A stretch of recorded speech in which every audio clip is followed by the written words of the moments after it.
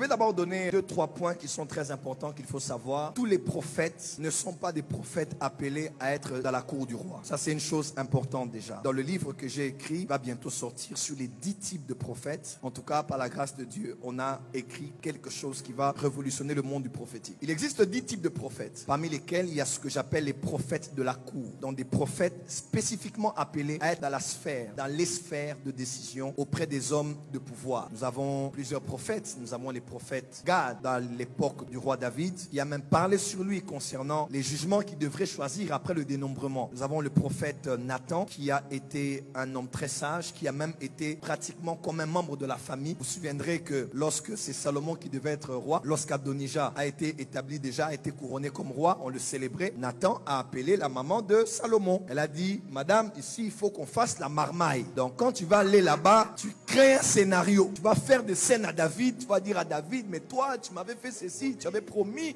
comment alors mon fils? Et c'est Nathan qui a créé ça parce qu'il connaissait la famille du roi. Et quand la maman est allée, elle a créé quelque chose. David a dit, niet, ce n'est pas Adonijah, c'est Salomon qui va régner à la place. C'était quelque chose, c'était comme, c'était pas les élections, hein. C'était vraiment une histoire de maman qui imposait son fils comme Rebecca l'avait fait bien avant avec Jacob à la place d'Ésaü. Donc il y a des prophètes comme Samuel qui a été le père de Saül, il a aussi été le père de David. Il y a plusieurs prophètes comme ça, comme les Daniel, comme Joseph aussi, qui est le type du ministère prophétique auprès du roi. Alors déjà vous devez savoir que tous les prophètes ne sont pas appelés à être autour des rois. Ça c'est la première des choses. Il est écrit dans Éphésiens 4 verset 11, il a donné des apôtres et des prophètes. Il y a des prophètes en termes de pluralité et de diversité. Donc il y a plusieurs en nombre, mais il y a aussi plusieurs différents les uns des autres, autant qu'un manguier a plusieurs feuilles, mais les feuilles diffèrent l'une de l'autre, parce que même les jumeaux, les plus jumeaux ont toujours des nuances et des différences. Parce que Dieu n'a pas au ciel des photocopies, Dieu ne crée que des originaux. Ça c'est très important. La première des choses à savoir, c'est que tout le monde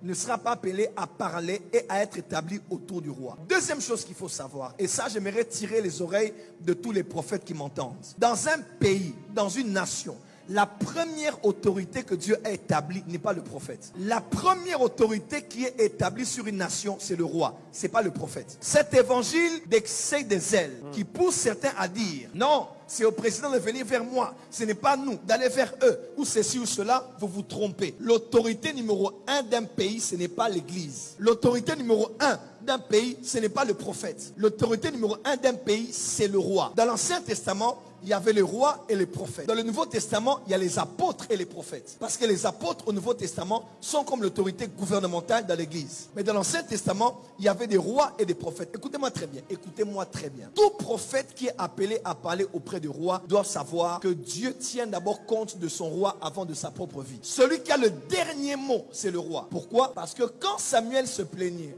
ils ont décidé d'avoir des rois aussi comme d'autres nations. Dieu a dit, voilà les prérogatives d'un roi dans un pays. Donc, le roi, quand vous lisez son job description, le chef, c'est quelqu'un qui a le droit de vie et de mort. Il a le droit de ravir ce qui t'appartient. Et Dieu n'est pas contre ça. L'autorité numéro 1, c'est d'abord le roi. Donc arrêtez vos histoires là de tu parleras au président comme tu veux. On va t'arrêter. Quand on va t'arrêter, je n'irai pas, j'irai te voir en prison. Je vais continuer à prêcher. À l'époque du président Kabila ici, les gens disaient, certains amis de la diaspora, oh prophète, vous qui êtes prophète, parlez contre le gouvernement. Parlez. J'ai dit c'est bien. On a le même combat. Vous êtes contre l'injustice. On est aussi contre l'injustice. Mais vous êtes loin. Nous on est ici. Vous pouvez marcher. Nous on peut marcher ici. Mais si aujourd'hui on m'arrête, qui va s'occuper de ma femme? S'occuper de mes enfants? Qui va s'occuper de ma famille? Vous connaissez les Quinois, c'est les gens de l'ONG. Ils vous diront parle. Quand on va t'arrêter, ils n'auront même pas à te donner un sachet de sucre à la prison de Makala. Donc il faut avoir la sagesse. Quand un lion a faim, on le donne à manger. On ne le combat pas. Il va te manger. Voilà pourquoi quand Daniel était dans la fosse au lion, malgré l'injustice qu'il a subie, quand le roi l'a dit, Daniel, serviteur du Très-Haut,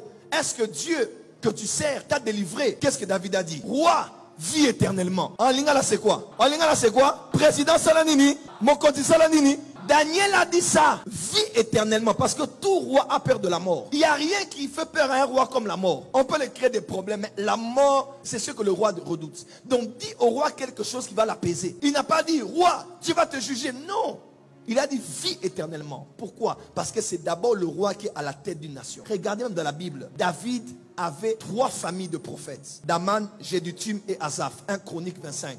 On dit les prophètes prophétisaient sous ordre du roi. Oui, le roi peut vous appeler, le président nous appelle, il dit prophétisez un peu sur Covid-19. On va prophétiser parce que le roi dit. Oh, n'allez pas dire ce qui va plaire au roi. Non, on va dire ce que le roi veut entendre là. On va le lui dire.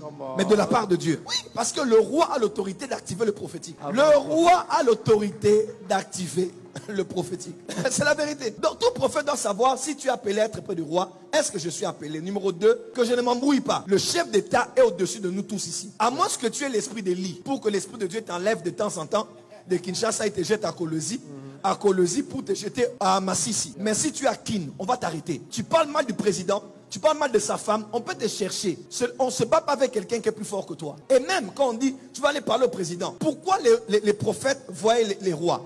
Parce qu'ils avaient des relations dans la cour du roi. Tu ne peux pas être quelqu'un qui a audience auprès du roi si tu es personne non grata. Non, il faut qu'on sache que tu es quelqu'un, on peut te donner accès. Comment tu apporteras un message si tu n'as pas des gens de la présidence dans ton église ou dans ton entourage? Donc vous devez savoir que le roi est élevé. Donc comme on est là, le président Tshisekedi est au-dessus de nous tous. De nous tous. Tu vas aller en exil, tu vas aller en exil. Dans 1 Timothée, l'apôtre Paul écrit à Timothée là. Il était où? Dans les chaînes, hein? Il a dit à Timothée, 1 Timothée chapitre 2, je veux que vous puissiez prier en tout temps, en tout lieu, les mains levées. Priez d'abord pour les rois. Pourquoi il a dit ça? C'était à l'époque de l'empereur Néron. Néron tuait les chrétiens. Il a dit, pour être en paix avec un homme qui vous tue, il faut qu'il apprenne que vous priez pour lui. Pasteur, après chaque culte, avant de clôturer, prie pour le président, sa femme, sa famille. Qu'il apprenne que tu as prié pour lui.